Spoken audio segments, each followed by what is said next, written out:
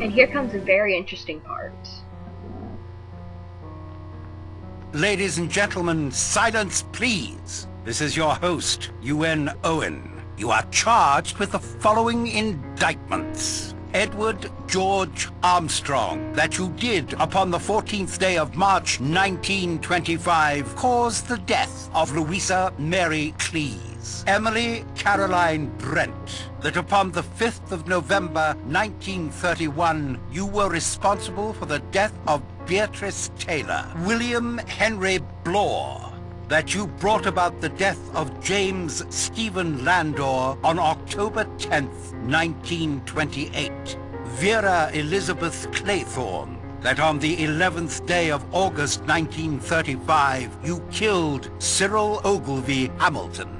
Philip Lombard, that upon a date in February 1932 you were guilty of the death of 21 men, members of an East African tribe. John Gordon Mackenzie, that on the 4th of January 1917 you deliberately sent your wife's lover Arthur Richmond to his death. Anthony James Marston, that upon the 14th day of November last you were guilty of the murder of John and Lucy Combs. Thomas Rogers and Ethel Rogers, that on the 6th of May 1929 you brought about the death of Jennifer Brady. Lawrence John Wargrave, that upon the 10th day of June 1934 you were guilty of the murder of Edward Seaton. Prisoners at the bar, have you anything to say in your defense?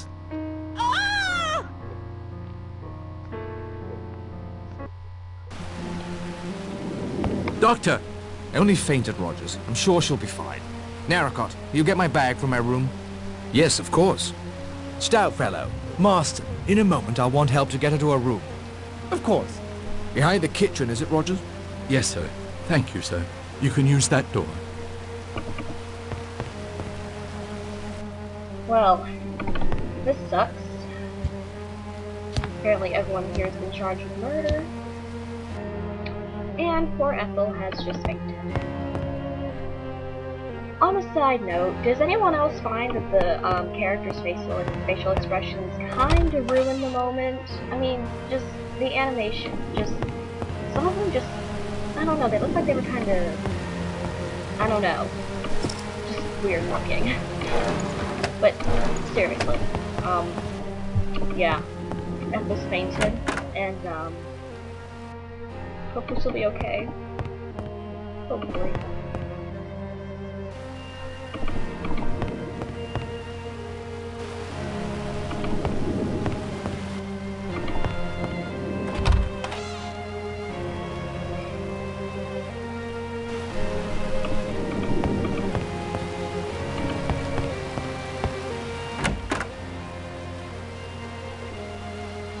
Hey, is it just me, or were those sailors always in color during the cutscene earlier?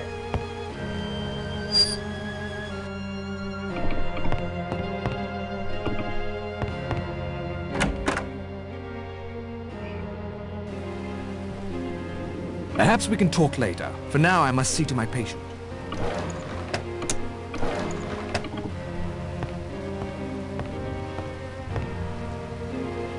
Thank you, Mr. Narracott. I am in your debt. Perhaps we can talk later. For now, I must see to my patient. Alright, so... poor Ethel.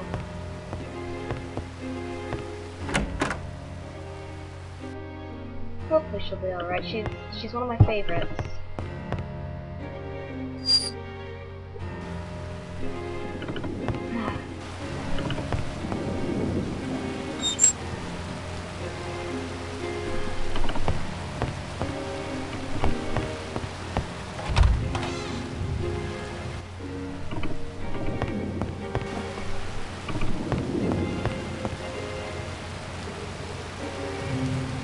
Now, Rogers, tell us about that extraordinary voice. It was Mr. Owen, sir. In his letter, he wrote to me to put it on the gramophone once you were all settled in here after dinner. That was Mr. Owen's voice? You doubt that it was? No. I thought I recognized it. I'm sure I'm mistaken. A disgraceful practical joke. You think it was a joke? What else could it be? I will need to hear more evidence before offering an opinion. Mr. Marston and I carried Mrs. Rogers to her room. I gave her a mild sedative. She's resting comfortably. Whoever it was on that recording, that person knows or has taken the trouble to find out a good deal about us all. He was correct about Seaton. I presided at the trial, but all I did was execute a guilty man. I remember the case. As I recall, there was some talk. Happily, guilt and innocence are decided by those of us qualified to make a judgment, not by gossip. Of course, there is one omission in that recording. Mr. Narracott, of course. Although to hear Mr. Blore tell it, he might have earned a place on that list had Mr. Owen been so inclined. Ouch. That's harsh. Alright, let's get some interviewing then. Any truth to the accusation against you? It's a matter of interpretation, you understand. But I'd have to say, yes. Will you tell me how it happened? Elderly woman. Poor devil. I'd been up all night with an emergency case. My nerves were shot, hands shaking. But I had to operate. I had to try and save her. I had a pick-me-up or two to steady myself, but I bungled it. It wasn't the drink, I swear. It was an accident. Could have happened to anyone in my profession. What brought you here to Shipwreck Island? Owen sent me a note, asking me to have a look at his wife, who's been suffering from arthritis and muscle spasms. What was the gossip concerning the Seaton case? I'm not one to spread gossip to just anyone about a man as distinguished as Justice Wargrave. If I was certain about it, perhaps. But I'm not. If you'll excuse me, Doctor. Alright, so we're going to be learning a bit more about all of these cases and the accusations. Alright, first let's pick a few. I don't need to lug this around with me. So, a few drinking glasses. Alright. That's all we're gonna need. Let's get back to this. Any truth to the accusation against you?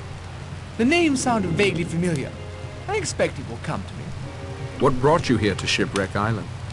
Got a wire from a pal of mine, Badger Barkley. It surprised me at the time because I had an idea the old horse had gone to Norway. Told me to roll up here. That will be all, Marston. Any truth to the accusation against you? It's true we were the only ones there the night Miss Brady died. But she was always in poor health. Always. From the time we came to her. Will you tell me how it happened? There was a storm, as fierce as the one brewing outside right now when she was taken bad. The telephone was out of order. I went for the doctor on foot, but he got there too late. Were you mentioned in the will? Barely. Certainly not what we were led to believe. She was just saying it, you see, to ensure our devotion to her. Beg pardon. I'm not sure what came over me just then. The strain of tonight, I expect, and worry over Mrs. Rogers, of course. What brought you here to Shipwreck Island? We expected to finally meet Mr. and Mrs. Owen today. Ethel didn't want to take the job, but I insisted. I'm beginning to wish I'd listened to her. Good evening, Mr. Rogers. Alright, we can't talk to these two because they're technically on another screen! Sorry. Here. Just really quick, see this radio? There's quite a few things in here, so it's not going to work yet. We'll get to that later.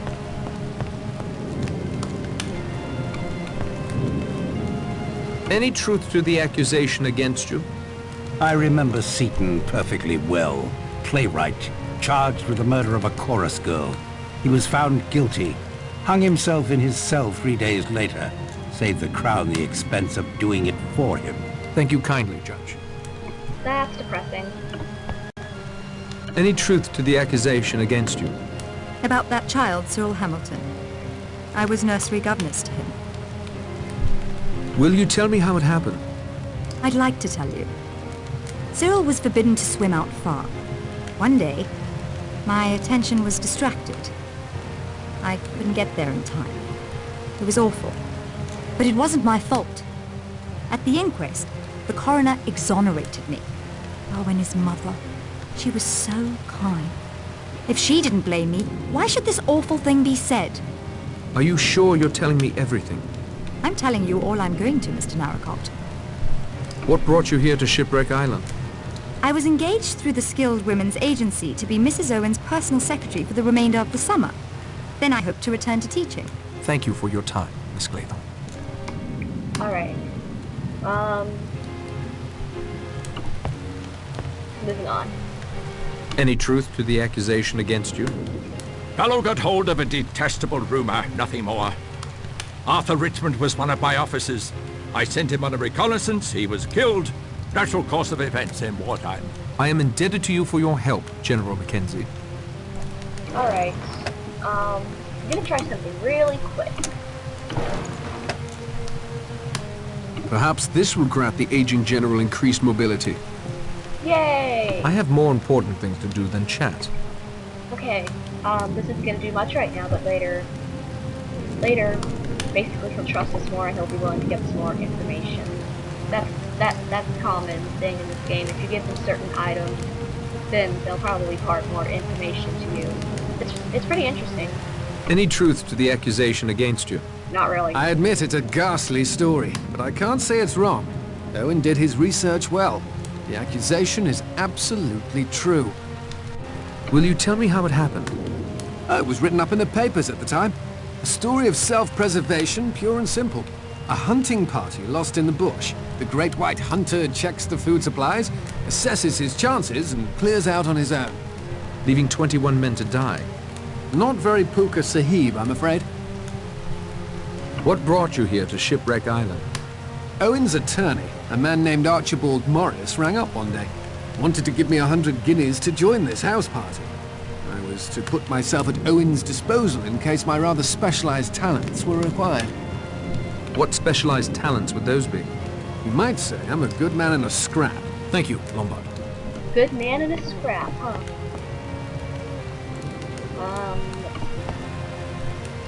Any truth to the accusation against you? Look, Narracott, if that's what you want to call yourself. The rules have changed. Can't you see that? The past is past. It's the present we should be worrying about. Something is not right here. Will you tell me how it happened?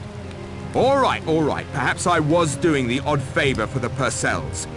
But if your brother was framed, I had nothing to do with it. Yes, they paid me to perjure myself about Landor. Thanks to them, I was able to put enough away to set up my own detective agency. Nothing fancy, but I've been straight ever since, I swear. Landor died. He got penal servitude for life and died in Dartmoor a year later. Not my fault he was such a delicate man.